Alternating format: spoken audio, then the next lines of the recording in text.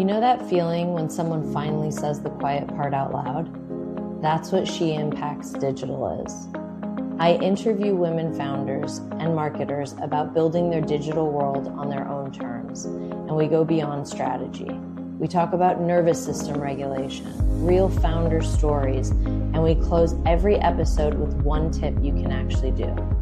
No massive overhaul, no guilt, just smart, simple moves that fit into your real life as a mom and a builder. Hi, I'm your host, Stephanie, and each episode we break down the real strategies behind visibility, growth, and scaling, paired with the deeper work that actually makes those strategies sustainable.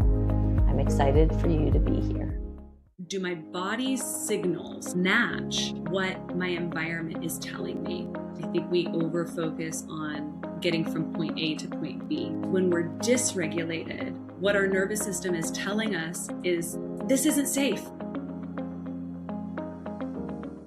Hello, everyone. Welcome to the show, She Impacts Digital. What if the reason you're not showing up consistently in your business isn't your strategy, but your nervous system? Today's conversation is going to completely reframe how we think about visibility, burnout, and scaling. Because if your body doesn't feel safe being seen, no amount of strategy will fix that. Today, I'm joined by Aurora Allen, a somatic practitioner and nervous system focused coach whose work sits at the intersection of science, psychology, and body-based healing. With a background in psychological research and board certification behavior analysis, Aurora began her career rooted in data and clinical frameworks. But her path evolved as she discovered the profound connection between the body, the nervous system, and our ability to heal and transform. Through practices like somatic experiencing, yoga, and body-based awareness, she now helps clients move out of survival patterns and reconnect with their innate capacity for regulation, aliveness, and sustainable change. Aurora, I'm so excited to have you here. And that was a big intro, but it's really powerful work that you're doing. And I'd love for you to share a little bit of what got you into this work or your path into it. Absolutely. My path really started with yoga. I remember I took my first hot yoga class because my college age self was like, how do I burn the most calories in an hour? I have 1 hour. I need to burn the most calories possible. That's where I was at when I was like 19, right?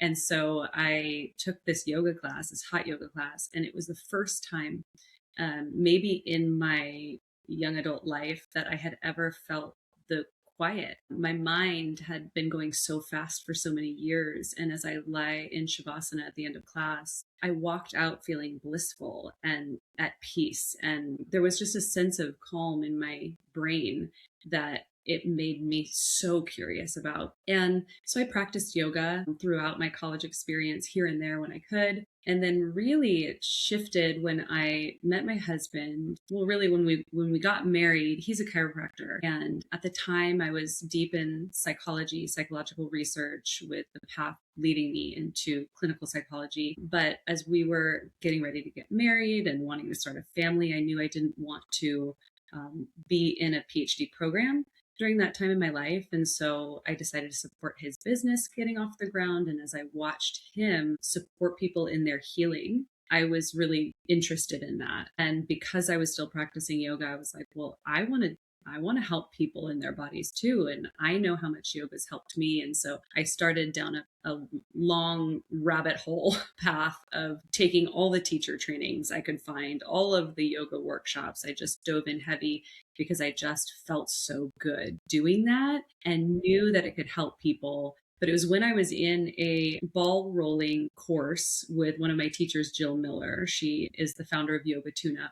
And she introduced me to the idea that our nervous system is really, or our psychology is affected by our body, and our body is affected by our psychology, and it's interwoven. And she named this program called a somatic experiencing. And so I looked it up, and because I was in this, like, I'm taking all the trainings mode in my life, I decided to jump in. And what I found in somatic experiencing was the marriage of all the psychology education that I had and all of the yoga training I was getting at the time and how it all came together. So somatic experiencing is really where everything came together for me. And then I started at that point working with people one-on-one and really seeing how the practices, the nervous system education was meeting people in ways that other therapeutic modalities just hadn't touched yet. And it really was by way of the body and nervous system. I love that. And I think this conversation is so important for like female entrepreneurs and moms in business because we do so much and we don't even think about the connection between what's happening in our body because we're thinking about the doing and getting things done, which is why I think it's such a like pivotal point for so many women when they do connect to their nervous system and why this conversation is so important. In simple terms, how would you word what nervous system regulation is and why entrepreneurs and moms in business should focus on it as groundwork for what they do after? I mean, that's such a huge question, and we could literally talk all day about it. Maybe that'll be it. Truly, it really is a big question. I'm going to try my best to give what I can to help guide a direction for folks. But what I love right now is nervous system regulation is a trend. And I love that. Actually, a lot of people in my field are like, "Oh, it's so trendy," and well, great. That means people are learning about it and interested in it. What I think that is important to name in any field of study when it comes to the body, we have this history, especially in like the medical field, where we take parts of our body, of the mix, of the whole. I think that we do that in order to understand it, right? We pull out the circulatory system, the nervous system, the musculoskeletal system, the digestive system. There's all these systems that we talk about when we're talking about our bodies. And historically, there's reason for that. There's value in that. But what we don't want to do is what we've done historically is when we take one system out and we only look at that, we lose the interconnectedness of all that's happening for us. And then we actually get a little bit lost along the way. So one thing I think is important to name here at the beginning of talking about nervous system regulation and pulling the nervous system away from the other systems is that we want to make sure that we're coming back to the holistic approach of seeing ourselves in our whole experience and recognizing that the nervous system, as we learn about it and as we start to see ourselves through the lens of our nervous system, which is going to be very helpful, that there's also other things going on that are affecting the nervous system and that the nervous system's affecting. So I first think that that's a really important foundational place to come from, is that my nervous system is part of me and there are a lot of things that it's connected to, and I don't want to forget that. I was going to say, and what I found out the other day, which I thought was so interesting, was that the vagus nerve is one of the first things created in a fetus, in a baby. And it's so incredible that piece, I'm 42, I'm pregnant, and I didn't know that before, like a few months ago. And it's such an important piece to how we're created. Absolutely. And we have skipped over it for so many decades. Absolutely. And the vagus nerve is like a super highway. It really is. It's such a big part of our nervous system's ability to respond to our environment in any given moment. And what we're seeing so much of in our world today, in our health today, is that the vagus nerve is overtaxed and it's kind of tuned out. It's kind of turned off. And so one of the things we can do is vagal nerve stimulation, really simple vagal nerve stimulation techniques to get that moving. One of the things that one of my teachers shared with me is your vagus nerve is like your off switch. Your vagus nerve, when you stimulate your vagus nerve, you're actually signaling to your body that it's okay to rest. Okay. So that's a little tricky because it seems like, well, if my vagus nerve is on, then I'm on. But actually, if your vagus nerve is on, your body is like, okay, I can chill out now. And so that's the importance of the vagus nerve in a nutshell, right? The vagus nerve is doing so many things at all times. And there's a lot of different ways to contact it. but there isn't one size fits all. And if we go back to the question of what is nervous system regulation, it's really, to me, about being able to meet your life in a way that is coherent with how you want to show up. It's about coherence. Does my behavior, do my body's signals match what my environment is telling me? Because when we're dysregulated, what our nervous system is telling us is this isn't safe.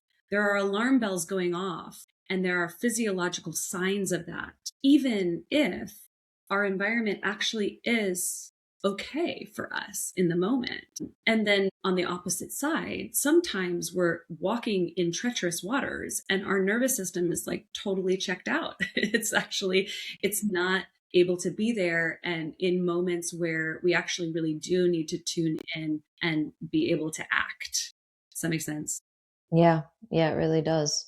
And it leads me into the question of, for anyone listening, what would be signs, because we do that and there are those two systems, what would be signs for women to notice that they are dysregulated in their nervous system? That's such a great question. And we want to remember that we're all such unique beings with unique stories. The nervous system, as much as we can talk about the functions, the way that it functions, depending on our stories that we're holding in our bodies, the experiences we've gone through, the traumatic experiences, the experiences where we've been able to be resilient, it's going to be very different for each person. So keep that in mind. But we want to remember that the autonomic nervous system's main function is to help keep us safe. And so it goes into these modes of operating behind our level of consciousness, which a lot of us are familiar with at this point.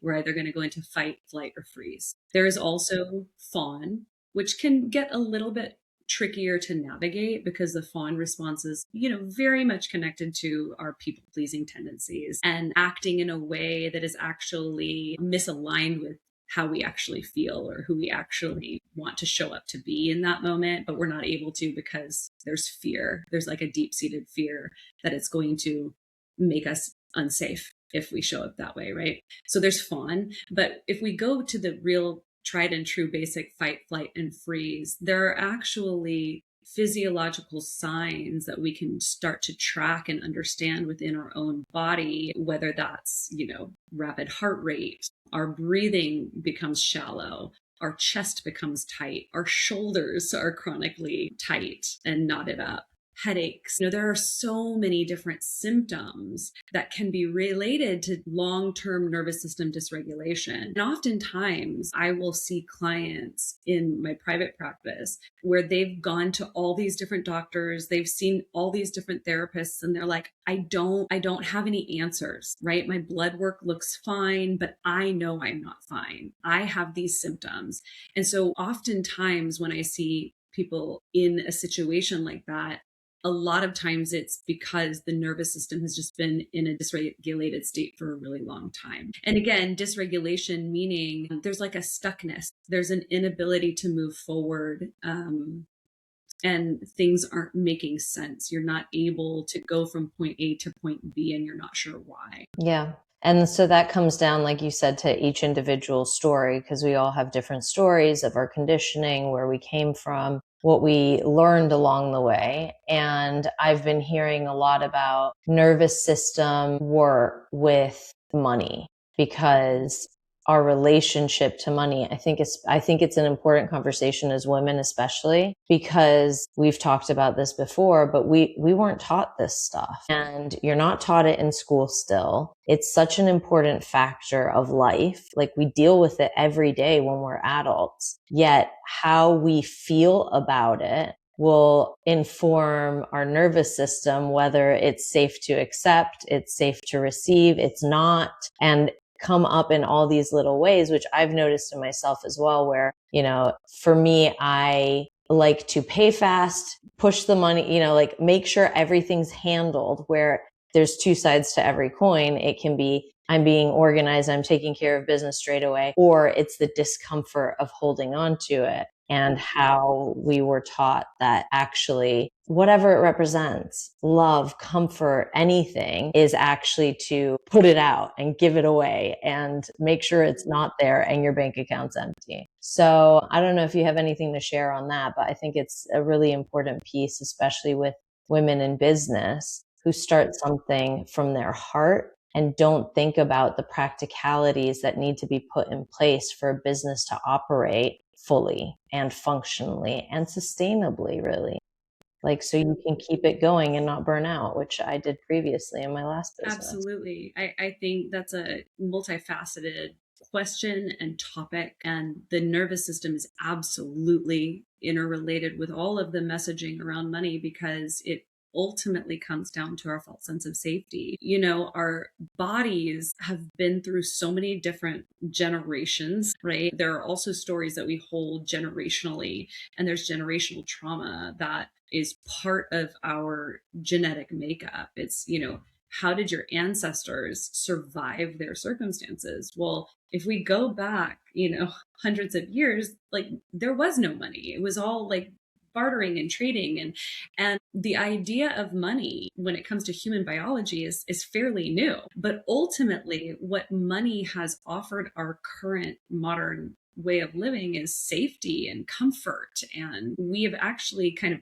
overcoupled or put money and safety together so much that we've lost our agency of how much I actually want, need, and can manage in order for me to feel okay in myself. And we don't often explore the nuances of how those unspoken stories or untold tales of whether it's our lineage, what we were passed down with our parents talking about money when we were kids and how that landed in our nervous system, or how we have just kind of like gone on the bullet train in our own financial journey and not stopped along the way to really consider, how does this make me feel? Why am I showing up this way when it comes to paying my bills? And if we can just slow ourselves down a little bit, truly slowing down is one of the most important parts of connecting to your nervous system in order to actually recognize if what's happening in your life is what you want. And so when it comes to our finances, is this what I want? And I think at first it's like, well, no, I want to make millions of dollars. Well, of course we're all going to say that. But realistically, if you actually get to know yourself, really know yourself, and you spend time with yourself and you get connected to what makes me feel good inside, what makes me feel safe, what makes me feel connected to the people I love, what allows me to be present in this moment, how much of that is tied to your financial health, your financial life, how much are you making up based on stories that you've heard from other people, how much of making millions of dollars is actually congruent with what would make you happy. I think those are important questions to ask ourselves. How much do I actually need to live my fullest life? And what am I missing in my current life because I'm striving for a financial experience that may or may not actually fit the bill? Totally. That's amazing. And so true. And it leads me to like circling back on the authentic piece and social media, because I know, you know, nowadays so much of business is online, and showing up authentically is so important, but it's like that catch 22 because we're inundated when we're on it by everyone else's experience, everyone else's story, everyone else's way and purpose. And then our own gets completely thrown off and lost when that is the piece that makes us interesting and special and authentic. And so it's such a like a full circle moment of like talking about those pieces and really addressing those. And that's why this is one of the first podcast episodes, because it's so important to how you operate, not just on a daily basis, but in whatever it is that you create. And if you're not asking yourself those questions that you just said, then how is it even going to serve you? if you're not focusing Well, and on that it. goes back to the slowing down. Yeah. Because we are living in an overstimulating environment, and we all are all the time. Our world is a lot right now. And it takes actual work and effort to find balance. I have been teaching nervous system regulation tools for years, and I have to effort regularly to work with my nervous system to come back to a place where I can actually feel connected with myself, because life is so much. We are inundated with messages of other people's experiences. And we spend so much time looking outside of ourselves and taking in messages consciously and unconsciously. And so we have to be willing to, again, slow ourselves down to feel into who we are now. And that's hard for us.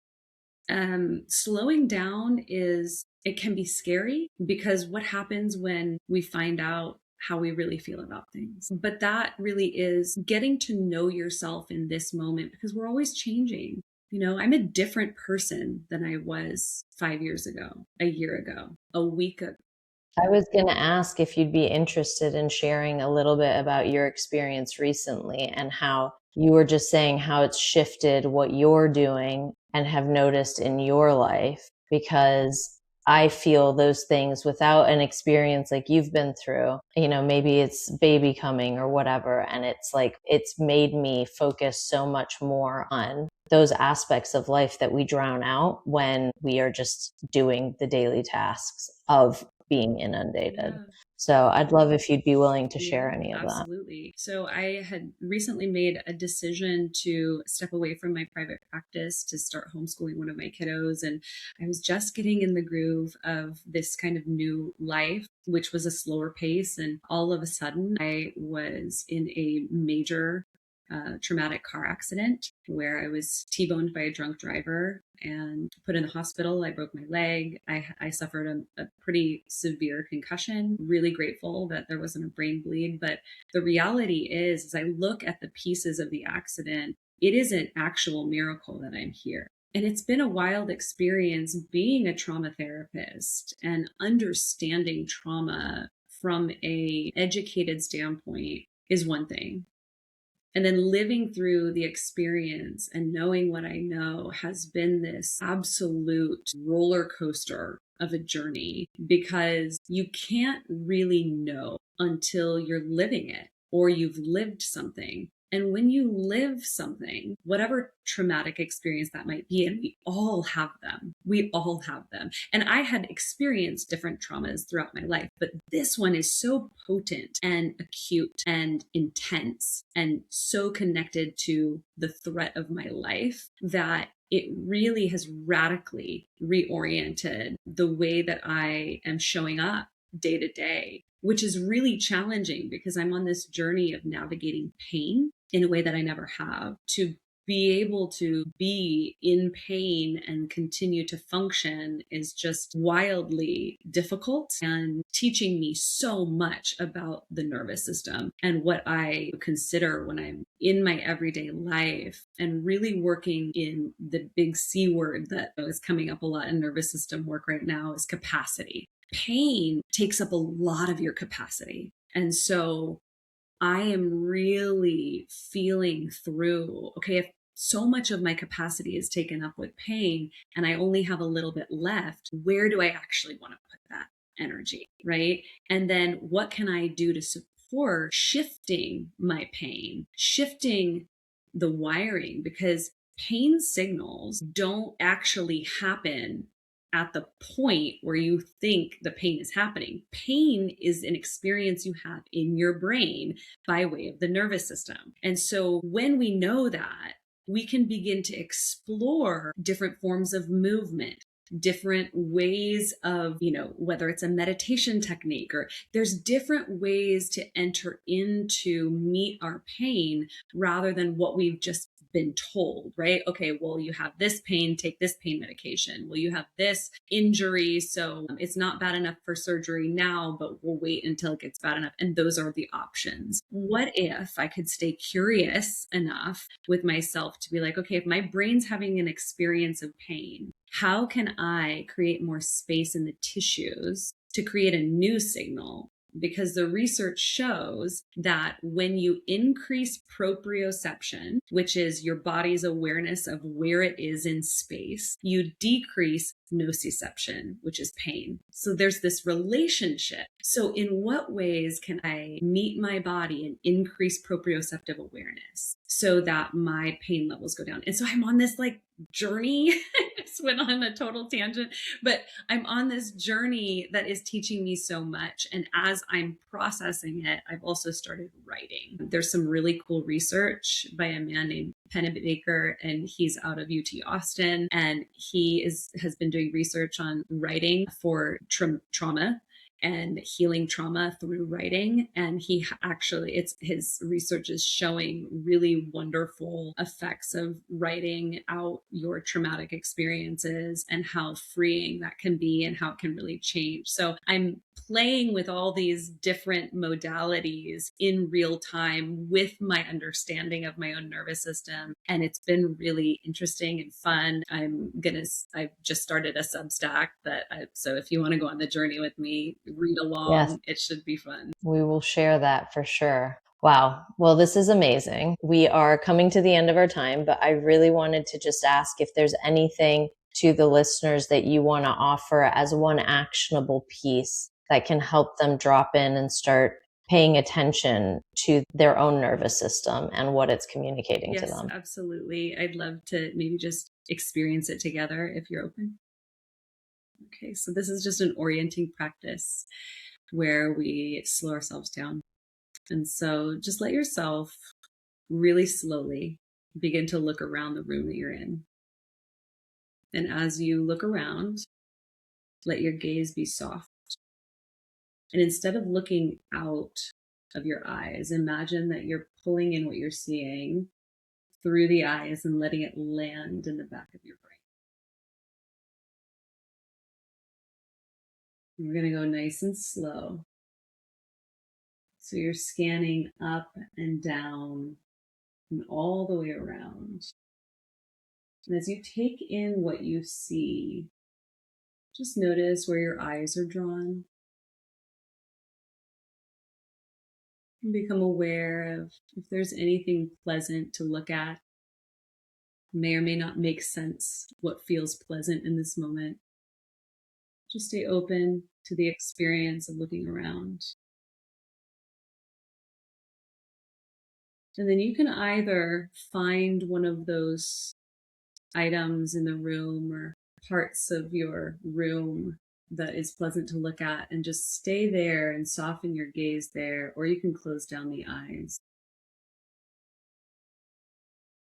And just take the orienting from outside your body to the inside and start to feel what it's like to be here right now. I like to start at the edges of my body. So noticing the temperature of the air in the room as it meets your skin. Noticing the weight of your clothing, any jewelry that you're wearing, how your hair is falling. Noticing what you're seated upon, the weight of your seat, the weight of your legs, and where your feet are landing.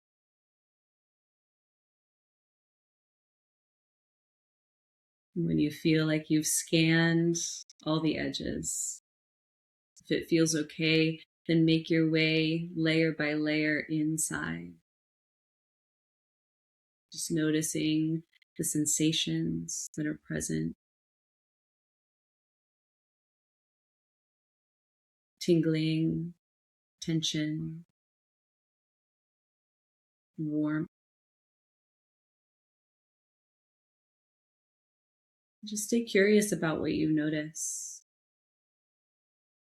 If the mind wanders, you just gently bring it back to what's here now. As you go into deeper layers, you may start to feel into your breathing, your heart rate.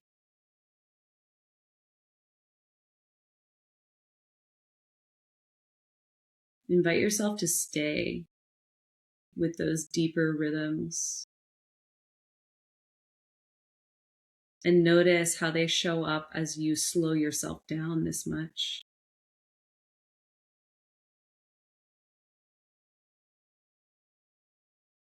And what it's like to be in your body right now.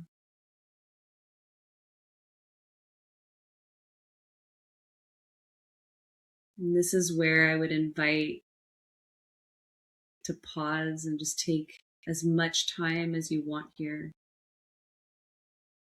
And when you're ready, you'll really slowly, just layer by layer, come back to the surface, the edges of your body.